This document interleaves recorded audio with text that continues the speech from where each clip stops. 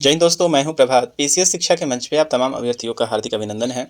आज से हम बिहार सीरीज की बिहार स्पेशल की शुरुआत कर रहे हैं और बिहार स्पेशल की शुरुआत हम कर रहे हैं बिहार में वन स्थिति रिपोर्ट से। आपको याद आ रहा होगा कि हाल फिलहाल में 18वीं वन स्थिति रिपोर्ट अभी प्रस्तुत किया गया था और इसमें राज्यवार स्थिति भी दिखाया गया था। तो न्यूज इन डेप्थ में हम आपके लिए लेकर आए हैं आज बिहार में वनों की क्या स्थिति है और खासकर जो 18वीं वन स्थिति रिपोर्ट आई है वो इंपॉर्टेंट है आपके लिए। तो आगामी 17वीं बीपीएससी का यदि री एग्जाम होता है तो उसके लिए काफ़ी इंपॉर्टेंट है और 71वीं बीपीएससी या बिहार में होने वाले किसी भी वैसे कॉम्पिटिटिव एग्जामिनेशन जिसमें करंट अफेयर्स का हिस्सा रहता है उसके लिए काफ़ी इंपॉर्टेंट होने जा रहा है। तो उम्मीद करते हैं कि आप इससे लाभान्वित होंगे। आइए वीडियो के ऊपर चलते हैं।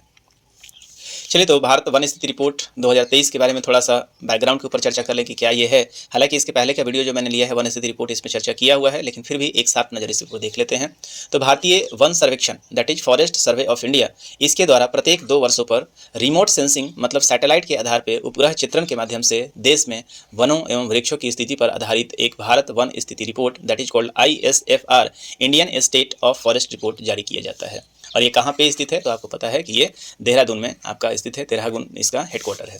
तो पहली भारत वन स्थिति रिपोर्ट को 1987 में पब्लिश किया गया था, जबकि इसकी तैयारी कब से शुरू की गई थी, 1981 से लेकर 83 के बीच में इस श्रृंखला को।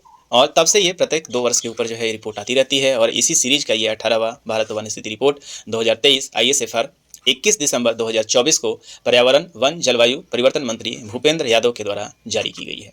अक्टूबर 2021 से दिसंबर 2021 के बीच का ये आंकड़ा है। तो अक्टूबर 2021 से लेकर दिसंबर 2021 के बीच का ये आंकड़ा है जो आप अभी देखने जा रहे हैं। तो ISFR 2023 को जो रिलीज किया जाता है ये मुख्य रूप से क्या है, 2 खंडों में रिलीज किया जाता है, पार्ट 1 और पार्ट 2। 2 वॉल्यूम्स इसमें होते हैं। खंड 1 जो होता है वो नेशनल स्तर पे सारे न्यूज को बताता है, नेशनल स्तर पे भारत में वनों की स्थिति को बताता है, जबकि जो इसका पार्ट 2 होता है इसमें यूटी और स्टेट में वन से संबंधित क्या डेवलपमेंट हुए हैं उसके बारे में बताया जाता है। चलिए, तो इसमें आगे देखते हैं। और इसमें जो ऑब्जर्वेशन लिया जाता है वो जनरली अक्टूबर और दिसंबर का लिया जाता है। इसके कारण बताया जाता है कि यहाँ जो मेघयुक्त स्थिति होती है, जो वेदर होता है वो इसके लिए काफ़ी सूटेबल होता है। चलिए आगे बढ़ते हैं। तो वन स्थिति रिपोर्ट से संबंधित जो आपको ये बताते चलें कि राष्ट्रीय वन नीति जो कि 1988 में बनाया गया था, उसके अनुसार देश में 1/3 अर्थात 33.3% जो क्षेत्र है वहाँ पे वन होना चाहिए। तो जो आइडियल कंडीशन है, जो हमारे जीवन के लिए सबसे ज़्यादा जरूरी है, तो 1988 में इस बात को बताया गया था कि जो हमारा मेनलैंड है या इस क्षेत्र पे कम से कम अपने जनसंख्या के अनुसार 33.3% मतलब 1/3 जो आपका पूरा क्षेत्र है वहाँ पे वन होना चाहिए, तब जाके इकोलॉजिकल बैलेंस जो है हमारा रहेगा। और यदि ये पहाड़ी क्षेत्र है तो यहाँ वनों जो है 2/3 होना चाहिए या 66.67% जो है वो होना चाहिए। इस बात को आप याद रखेंगे। वन अथवा वृक्षावरण होने की आवश्यकता है, इस बात को आप याद रखेंगे। चलिए यहाँ पे देखते हैं पहले भारत के बारे में। हालांकि हमने कवर किया है लेकिन फिर भी एक साथ नज़र देख लेते हैं। तो भारत की यदि कंप्लीट इंडिया के ऊपर यदि आप देखेंगे तो भारत में जो वनावरण है, जहाँ पे वन जो कि अपने आप नेचुरली पनपे हुए हैं, उसका जो अमाउंट है वो कितना है 21.76%। वृक्ष लगाए गए हैं 3.41%। झाड़ियाँ हैं यहाँ पे 1.33%। और जो गैर वन क्षेत्र है वो कितना है 73.50 क्षेत्र। तो यदि आप जोड़ लें यहाँ पे 21.76, 3.41, 1.31 तो आपको यहाँ पे मिल जाएगा। तो लगभग आप देख रहे हैं कि यहाँ 26-27% के आसपास जो है हमारा पूरा जो हिस्सा है वो किससे है, ग्रीनरी, मतलब यहाँ पे आप देखेंगे वन और वृक्ष यहाँ पे नजर आ रहे हैं। जबकि 73% जो हिस्सा है वो आपका क्या है, हमारा गैर वन वाला क्षेत्र है। इस बात को आप याद रखेंगे। तो जो भारत के रेस्पेक्ट में वन कितना है 21.76 है, बाकी वृक्षावरण 3.41 है, झाड़ियाँ 1.33% है और गैर वन जो है 73.50 है। लेकिन हमारी जरूरत कितनी है तो 33.33% जो है 1/3 होना चाहिए, जो कि हमारा शुरुआती का वन नीति कहता है। अब देखिए, मैंने बताया था कि इसके द्वितीय में क्या है, स्टेट से संबंधित है। तो अभी मैं बिहार के ऊपर बता रहा हूँ। इसके जो पार्ट 2 में है बिहार की स्थिति क्या बनी हुई है जरा देखें यहाँ पे। तो बिहार का जो कुल भौगोलिक क्षेत्रफल है वो कितना है 94,163 किलोमीटर स्क्वायर है। इसको आप सभी जानते हैं। इस पूरे क्षेत्रफल में से 7,532.45 जो किलोमीटर है स्क्वायर वो क्या है, आपका वनावरण है, मतलब जहाँ पे क्या है, वन है।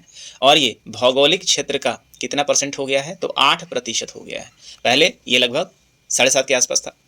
इसके अलावा देखेंगे तो जो पूरा जो हमारा ये जो आंकड़ा है ये वन और वृक्ष, ये वृक्षावरण, तो 2 चीज़ पे डिनोट करता है। वन वैसे क्षेत्र को कहते हैं जो मानवीय हस्तक्षेप के बिना एक लंबे क्षेत्र में क्या होता है वो जन्म होता है उसका, और जबकि वृक्ष जो है आप अपने द्वारा लगाते हैं और इसको संचित करते हैं। ठीक है, तो इस हिसाब से जो नेचुरली जो जन्मे हुए हैं, ये नेचुरल जो क्षेत्र उपलब्ध है वो कितना है, पूरे बिहार के भौगोलिक क्षेत्र का लगभग 8% है, जो कि 7532.45 किलोमीटर स्क्वायर है। जबकि वृक्षावरण की बात करें तो ये केवल 2370.21 किलोमीटर स्क्वायर है, और ये भौगोलिक क्षेत्र का कुल कितना बनता है, 2.52% बनता है। इन दोनों को यदि जोड़ दें, वनावरण और वृक्षावरण, तो हमारे यहाँ लगभग 9902.66 किलोमीटर स्क्वायर बनता है, और भौगोलिक क्षेत्र का ये बनता है 10.52%।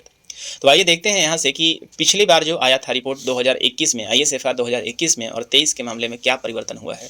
तो ये आप देखिए, मैंने बताया कि जो वनावरण है वो 7532, जबकि आप 2021 में कितना देख रहे थे, 7403। तो यहाँ जो ग्रोथ हुआ है वो हुआ है 129.19 किलोमीटर, जो कि टोटल के रिस्पेक्ट में 1.74% वृद्धि को डिनोट करता है।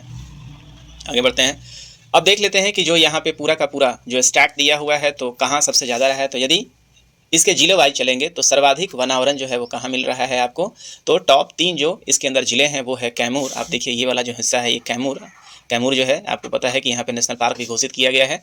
तो ये कैमूर जो है वो सर्वाधिक क्षेत्र के मामले में है ना, सर्वाधिक वनावरण के मामले में क्या है, नंबर 1 पे है। जबकि दूसरे स्तर पे क्या है, ये पश्चिमी चंपारण है, जिसका हेडक्वार्टर कहाँ है, बेतिया है। और तीसरे स्तर पे जो आप देख रहे हैं वो कौन सा है, आपका जमुई है। तो जमुई आप देख सकते हैं, तो जमुई को भी आप यहाँ पे मैप पे लोकेट कर लें, ताकि ये आपका क्षेत्र जो दिख रहा है ये कौन सा है, जमुई आपको दिख रहा है। तो 3 राज्य हैं वो कौन सा एरिया हो जाएगा आपका, सबसे टॉप पे है आपका कैमूर, जिसको भभुआ के नाम से जानते हैं, और ये क्या है, साझा करता है अपना बाउंड्री किसके साथ, उत्तर प्रदेश के साथ। तो कैमूर है, पश्चिमी चंपारण है और जमुई है। तो शुरुआत की ये 2 जो हैं लगभग पिछली बार भी यही था, और जमुई जो है वो तीसरे स्थान पे है। सबसे कम जो वनावरण कहाँ पे देखने को मिला है, तो आपको शेखपुरा में देखने को मिला है। शेखपुरा में आप देखेंगे ये वाला हिस्सा जो है शेखपुरा है, यहाँ पे सबसे कम वन है। दूसरा जो है कौन सा है, ये अरवल है। तो अरवल भी बिल्कुल ही ड्राई टाइप का एरिया माना जाता है, ये देखिए आपका ये अरवल है। और तीसरा जो है वो बक्सर है। तो बक्सर जो कि कैमूर के ठीक ऊपर है, यहाँ पे आप ये तीसरा देख रहे हैं, यहाँ पे सबसे क्या है, वन है, मतलब सबसे कम वन वाले में शेखपुरा है। पिछली बार भी कम बेश ऐसी स्थिति थी। प्रतिशत के हिसाब से यदि वनावरण की बात करेंगे तो इस बार प्रतिशत में भी कैमूर नंबर 1 पे रहा है, जबकि आप पिछली बार देखे थे तो चंपारण हो गया था।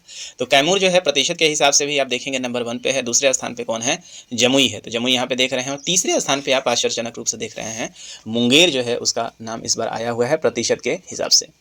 वनावरण में न्यूनतम वनावरण की बात करें तो सबसे कम, चूँकि शेखपुरा में है ही नहीं लगभग, और शेखपुरा के बाद बक्सर, और बक्सर के बाद सिवान। तो ये 3 ऐसे क्षेत्र हैं, सिवान तो खैर प्लेन एरिया पड़ जाता है।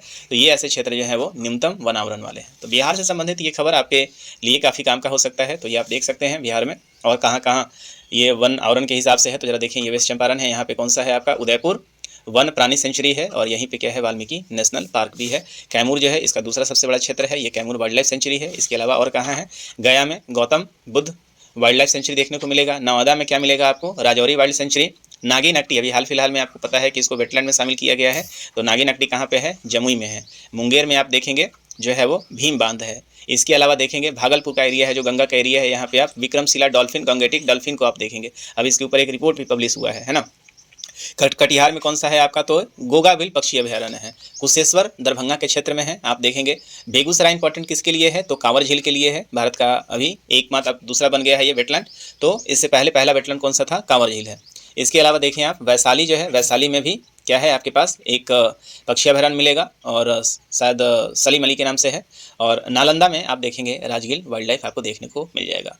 तो ये जो मुख्य एरिया है जहाँ पे आपका क्या है, ये वाइल्ड लाइफ से संबंधित है, ये बर्ड सेंचुरी से संबंधित है। तो उम्मीद करता हूँ कि बिहार स्पेशल की सीरीज में ये पहला जो है ये वीडियो आपके लिए काम का आएगा। खासकर बीपीएससी में यहाँ से कम 1 या 2 प्रश्न जो है वो संभावित हैं, इसमें कोई डाउट नहीं है।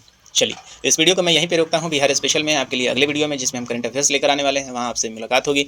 तब तक के लिए यहीं रोकते हैं। वीडियो यदि आपको अच्छा लग रहा है तो निश्चित रूप से सब्सक्राइब करें और अपने दोस्तों के बीच में शेयर भी करें। तब तक के लिए जय हिंद।